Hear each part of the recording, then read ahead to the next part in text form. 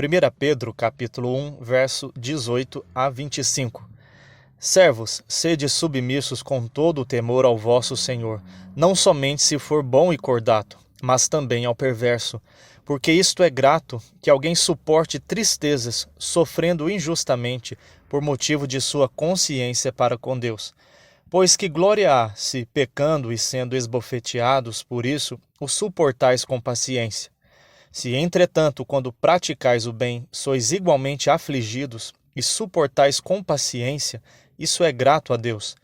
Porquanto para isto mesmo fostes chamados, pois que também Cristo sofreu em vosso lugar, deixando-vos exemplo para seguirdes os seus passos, o qual não cometeu pecado, nem dolo algum se achou em sua boca. Pois ele, quando ultrajado, não revidava com ultraje, quando maltratado, não fazia ameaças, mas entregava-se àquele que julga retamente, carregando ele mesmo em seu corpo sobre o madeiro os nossos pecados, para que nós, mortos para os pecados, vivamos para a justiça. Por suas chagas fostes sarados, porque estáveis desgarrados como ovelhas. Agora, porém, vos convertestes ao pastor e bispo da vossa alma. Por Deus, por Cristo, nosso pastor e bispo de nossa alma. Você já deve ter visto em cenas de filmes ou em relatos históricos pessoas que lutaram por um grande ideal.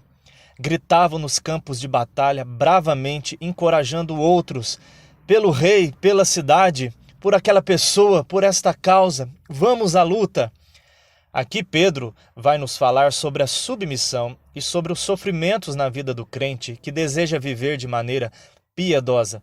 Pedro fala das injúrias, das injustiças, dos escárnios, das perseguições, das perdas, dos prejuízos que nos sobrevêm e que até mesmo se intensificam quando assumimos o cristianismo. Jesus disse que por sua causa seríamos perseguidos. Assim como Jesus foi injuriado, caluniado, difamado, seus discípulos seriam. Assim como o odiaram, odiariam seus seguidores. Paulo afirmou que aqueles que querem viver de modo piedoso seriam perseguidos. Os crentes não devem viver a contender. Do que depender de nós, devemos viver em paz, orar e contribuir pela paz na cidade. Mas nem sempre isso será possível. Ao assumirmos certos compromissos indispensáveis da fé cristã, sofreremos as consequências. Pedro enfatiza muito nessa carta que o cristão não deve sofrer por causa do pecado, pelas consequências do pecado e ainda se fazer de vítima. O cristão não deve sofrer por se intrometer na vida de outros. O cristão não deve confundir suas causas pessoais com o evangelho. Se sofrer, deve sofrer como cristão verdadeiro e suportar com alegria os sofrimentos. Tais sofrimentos são evidência de que estão unidos a Cristo e de que aguardam a glória futura. Por Deus, por Cristo, nosso pastor e bispo de nossa alma. Em primeiro lugar, o cristão deve sofrer sendo submisso a Deus. Ele deve sofrer por Deus. Aqui Pedro fala aos servos. Naquela época haviam muitos escravos no Império Romano. Muitos escravos e senhores de escravos se converteram a Cristo Jesus. E agora? O cristianismo não pode ser confundido com um sistema político, econômico ou social algum. O reino de Cristo não é desse mundo. Jesus o inaugurou. Hoje é um reino espiritual na igreja, nos corações por meio da palavra e do Espírito. Mas um dia virá plenamente na sua segunda vinda. Este reino diz respeito à implantação plena dos valores do reino de Deus, da sua justiça, da equidade, da paz e também da condenação, da expulsão de todo o mal e da restauração de todas as coisas. Mas, num certo sentido, como Criador soberano, Deus reina absolutamente sobre tudo. O cristianismo, embora afirme a igualdade de todos os homens diante de Deus, independentemente de classe social, função ou sexo, ou seja, se homem ou mulher, não instigou pessoas a fazerem revoluções e a implementarem o cristianismo à força, goela abaixo. O cristianismo pode ser vivido em qualquer contexto, pois o reino de Deus não é deste mundo. É claro que viver a fé cristã em certos lugares é extremamente difícil e perigoso. Há lugares em que o cristianismo é proibido, mas isso não significa que as pessoas não possam ser cristãs, salvas e servirem a Deus. mas é fato que muitas vezes pagaram caro por isso, até mesmo com a sua própria vida. Já em outros lugares, valores cristãos até moldam a sociedade. Mas não foi propósito de Jesus nem dos apóstolos promoverem motins, revoluções, deporem imperadores e instalar um reino político. Essa até era a expectativa de muitos dos judeus. O reino de Deus é operado pelo Espírito. Não adianta obrigar outros a terem um comportamento cristão, muito menos a serem cristãos.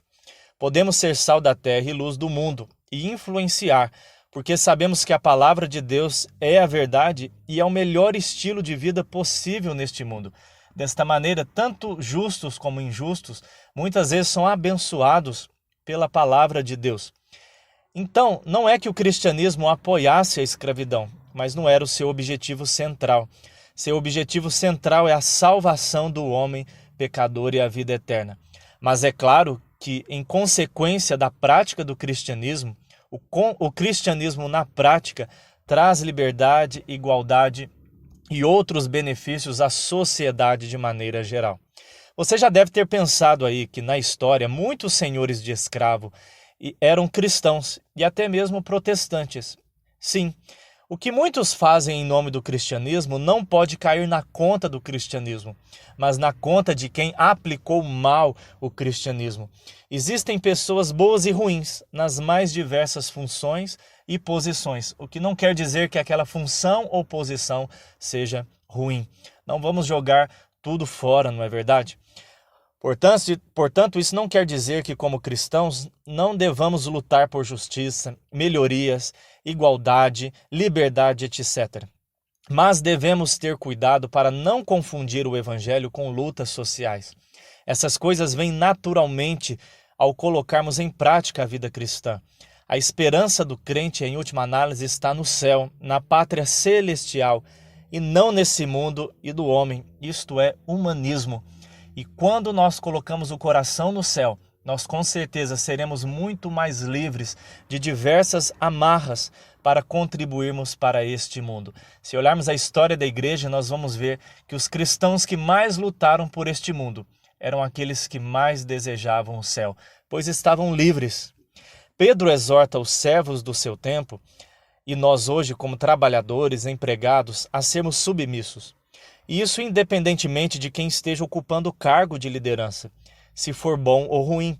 Isso não quer dizer que hoje, principalmente, de maneira respeitosa e corajosa, não possamos lutar pelos meios legais, democráticos, por melhorias, por direitos. Isso não quer dizer que você terá que aguentar num trabalho ruim, com um patrão ruim, para o resto da vida sem falar nada. Hoje nós temos vários mecanismos para isso. Pedro está falando aqui de submissão, de serviço, de respeito, de honra às autoridades e a quem tem papel de liderança.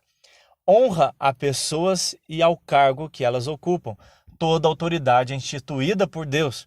E neste mundo caído é um dos meios de se manter a ordem e possibilitar a vida em sociedade. Isso não quer dizer que devemos fazer coisas contra a nossa consciência. Já falamos anteriormente aqui em Pedro que quando algo nos leva a pecar e a renunciar princípios da fé cristã, podemos e devemos desobedecer. Vem a desobediência civil, pois antes importa agradar a Deus que aos homens. Foi assim com as parteiras do Egito, foi assim com Daniel e seus amigos na Babilônia, foi assim também com os apóstolos nos tribunais. Pedro está falando de honra, respeito, consideração, submissão. Submissão até esse ponto, pois o Senhor do cristão é Jesus e não homens. No verso 19, Pedro vai dizer que isso é grato a Deus. Deus se alegra em que seus filhos deem bom testemunho. Deus está atento ao fato de que seus filhos suportam tristezas em virtude disso. Deus considera que seu povo sofra injustamente por motivo de consciência para com Deus. Deus está atento ao fato de que os cristãos sofrem muitas coisas por causa de sua fé. Fazem isso por amor a Deus, em nome de Deus. Eles se submetem não porque são passivos e indiferentes. Eles fazem porque, antes de tudo, obedecem a Deus de coração e à sua palavra. Nós só conseguiremos ser submissos aos outros tratar com respeito, honra, se entendermos que somos livres para isso porque somos servos de Deus.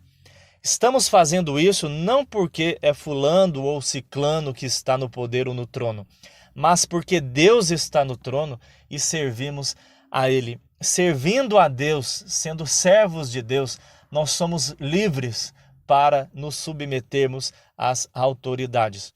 No verso 20, Pedro vai dizer que não há glória nenhuma se sofrermos por causa de nossos próprios pecados. Aliás, é motivo de corar a maçã do nosso rosto.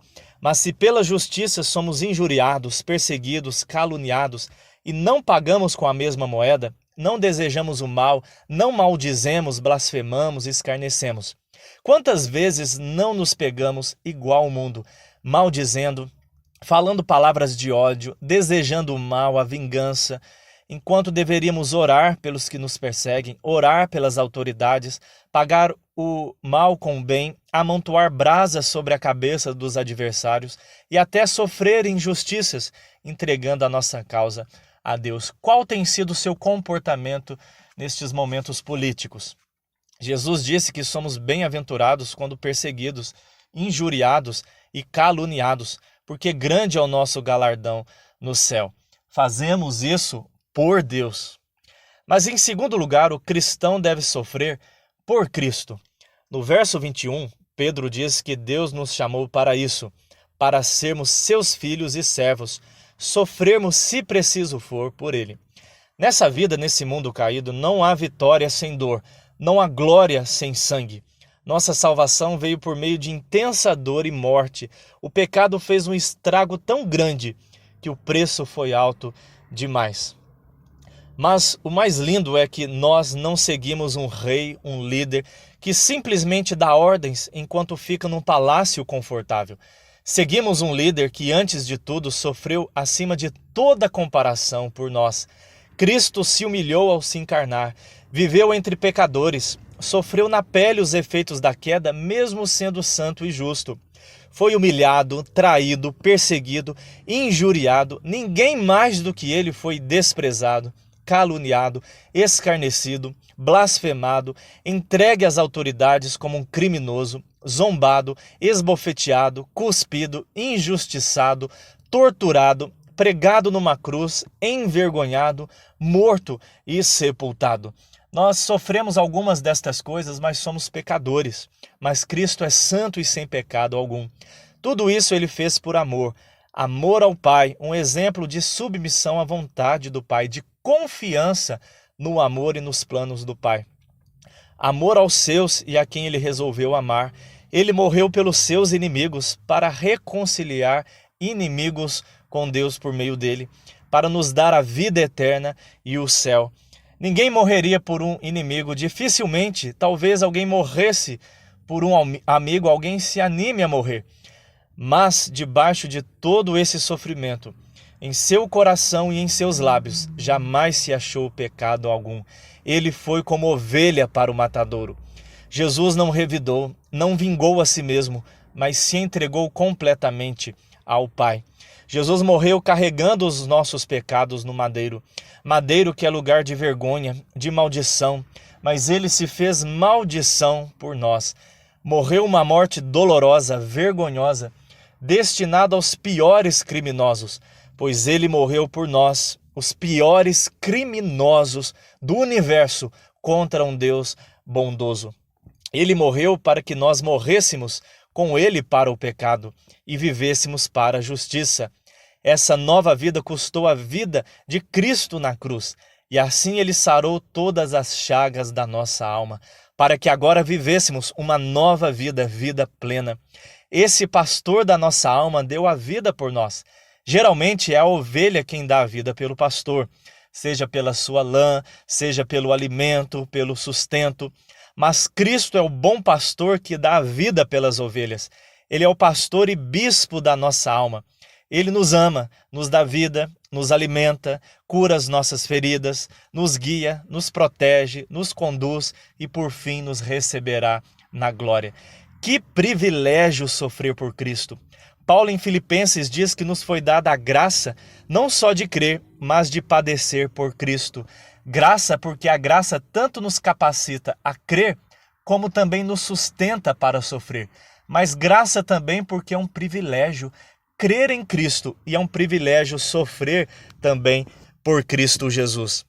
É um privilégio ver o nosso nome de criminosos, rebeldes, que estávamos debaixo da ira de Deus, inimigos de Deus, sujos, corruptos pelo nosso pecado. E agora vemos o nosso nome associado a um nome tão sublime, tão maravilhoso, que está acima de todo o nome, incomparável, que é o nome de Cristo Jesus, e ele não se envergonhar de nos chamar de irmãos.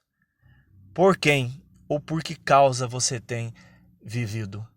Por que você faz o que faz? O que motiva o seu coração? Por Deus, por Cristo, que esse seja o nosso grito de guerra hoje e sempre. Por Deus e por Cristo, vamos viver uma vida que glorifica o pastor e bispo da nossa alma, aquele que tanto nos amou e sofreu por nós. Que privilégio maravilhoso! Que Deus te abençoe em Cristo Jesus, pastor Marcos Basques.